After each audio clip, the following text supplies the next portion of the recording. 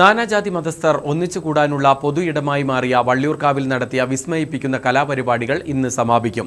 നൃത്ത അരങ്ങേറ്റവും തിരുവാതിരയും അടക്കം 3 വേദികളിലായി 3000-ഓളം കലാകാരന്മാർക്ക് ഇടം നൽകിയ വള്ളിയൂർക്കാവ് ഉത്സവാഘോഷ കമ്മിറ്റി സാംസ്കാരിക വയനാടിന് അഭിമാനമായി മാറി.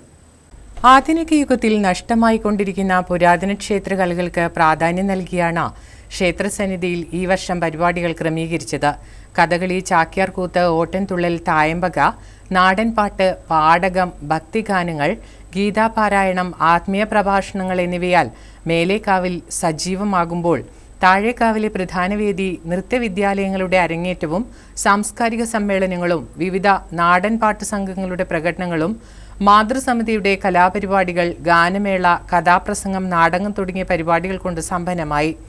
ട്രേഡ് ഫെയറിൽ ടിക്കറ്റ് വെച്ചാണെങ്കിലും നാടൻ പാട്ടുകളും ഗാനമേളയും നാടകവും മറ്റും ആകർഷകമായ പരിപാടികളും നടന്നു. പാടകം, ചാക്യാർകൂത്ത്, ഓട്ടംതുള്ളൽ, കഥകളി, കോൽക്കളി ഉൾപ്പെടെയുള്ള അന്യം നിന്ന് പോയിക്കൊണ്ടിരിക്കുന്ന നമ്മുടെ സംസ്കാരത്തിൻ്റെ ഭാഗമായിട്ടുള്ള ക്ഷേത്രകലകളെ തിരികെ പിടിക്കാൻ ഉത്സവാഘോഷ കമ്മിറ്റിയും ക്ഷേത്രം ട്രസ്റ്റി ബോർഡും ശ്രമിച്ചപ്പോൾ സമൂഹത്തിൻ്റെ വിവിധ തുറകളിലുള്ള ഏറ്റവും വലിയ പങ്കാളിത്തമാണ് നമുക്ക് കാണാൻ സാധിച്ചത്.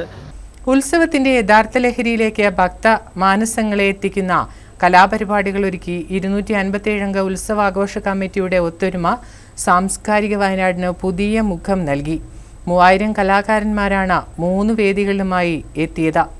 പുരാതന ക്ഷേത്രകലകൾക്ക് ആസ്വാദകർ കുറയുന്നതിനാൽ ക്ഷേത്രങ്ങൾ വേദി നൽകാൻ തയ്യാറാവാത്തതും ഇത്തരം പരിപാടിക്ക് ചിലവ് കൂടുതലായതും ക്ഷേത്രകലകൾ അപ്രത്യക്ഷമായി കൊണ്ടിരിക്കുമ്പോഴാണ് വള്ളിയൂർക്കാവ് ഇത്തരം കലകൾക്ക് വേദിയൊരുക്കിയത്.